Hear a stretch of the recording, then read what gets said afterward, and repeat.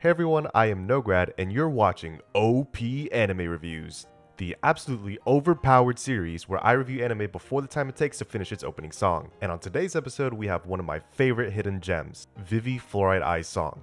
But without any further ado, let's begin.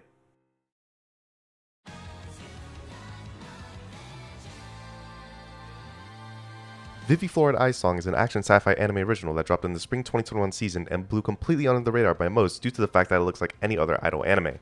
The two things you'll hear the most about the show is that it's criminally underwatched and that it's written by Tappei Nagatsuki, the creator of ReZero, and animated by Wit Studio of Attack on Titan. The show is about Diva, a fully autonomous android songstress idol whose purpose or mission is to make everybody happy with their singing. And while she tries to live her life doing just that, she's met with Matsumoto, an advanced AI from the future that's kind of like if Wheatley, K2SO, and Clapchat did a three-way fusion ha.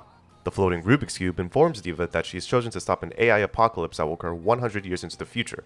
Diva is skeptical at first, but when Matsumoto proceeds to predict every event that happens within the next few minutes to the very detail, Diva decides to help Matsumoto save humanity, because should this happen, there would be nobody for her to sing to in 100 years. Together they execute the Singularity Project, where the two of them try to alter their current timeline by changing the outcomes of major events they believe led to the apocalypse. 100 years is quite a bit to unpack in a 13-episode series, yet the show somehow manages to do so pretty damn well.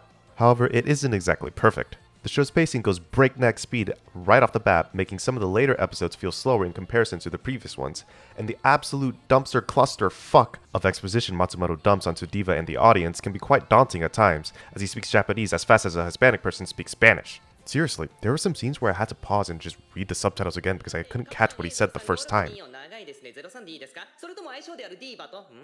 Despite its fast pacing and short runtime, however, the show does manage to create some unique and compelling characters. Diva is obviously the character with the most development in the show, sort of in the realm of Violet Evergarden. While she and Matsumoto carry out the Singularity Project, she also tries to find what it means to sing her heart out, because her singing as of now is just her tracing different notes onto lyrics, which creates a lifeless performance. While Diva isn't the best shonen protagonist of all time, I was fully invested into her character as she progresses with each arc and continues to find her own voice. She's a very likable MC, and I personally wouldn't want it any other way. Matsumoto, on the other hand, can get pretty hard to get used to. He really is just a Rubik's Cube with attitude. But honestly, I loved his character and how sarcastic and witty he is. I found him to be an enjoyable supporting character, but I can see why some people may find him excruciatingly annoying. I've said it before and I'll say it again. He just talks a shit ton. But aside from these two, there are some really well written side characters that the duo encounters that make you actually care about them. They aren't the best characters ever created, but for someone to be introduced and have their whole arc happen in 1 or 2 episodes,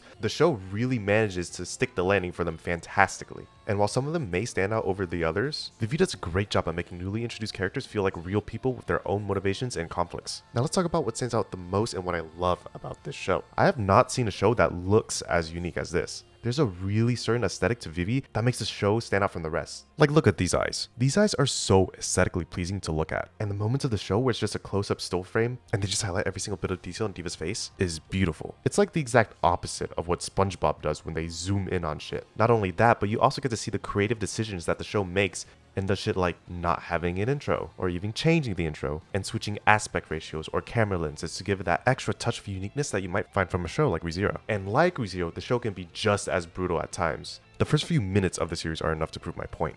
And of course, you can't talk about an action sci-fi anime without talking about its action. Wit Studio is really showing their A-game when it comes to action, and their signature 3D animated background with its digital camera and its 2D foreground is nothing short of a masterclass in animation. But not only are these scenes hype as fuck, the context behind these scenes give meaningful weight behind every action set piece. Despite the show being an anime original, it's extremely solid in its storytelling and its execution. Again, it isn't a perfect show, but it's charming in its own way, and you can definitely tell that this is a passion project for the show's creators. Unlike most anime originals, the ending of Vivy is satisfying, and it didn't end in a shit show like some other anime originals. Personally, I think Vivy is a great watch if you're looking for a nice and short yet captivating sci-fi action series to get into.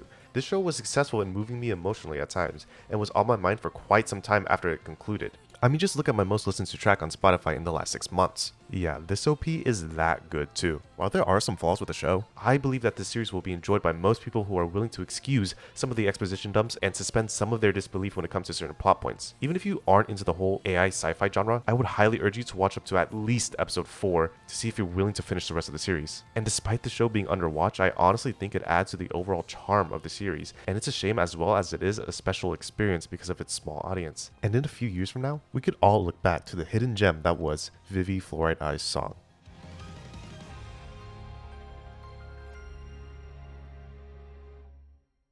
Hey, thanks for watching the video. I hope you could understand what I was saying since I was talking pretty fast due to the concept of the series.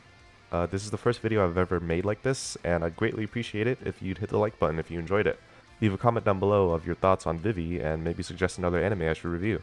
I also want to give a massive thanks to Kevin Nyaa for giving me loads of advice on making these kinds of videos. He's one of my biggest inspirations when it comes to making anime content, so I thought I'd express some gratitude towards him, and the link to his YouTube channel is in the description.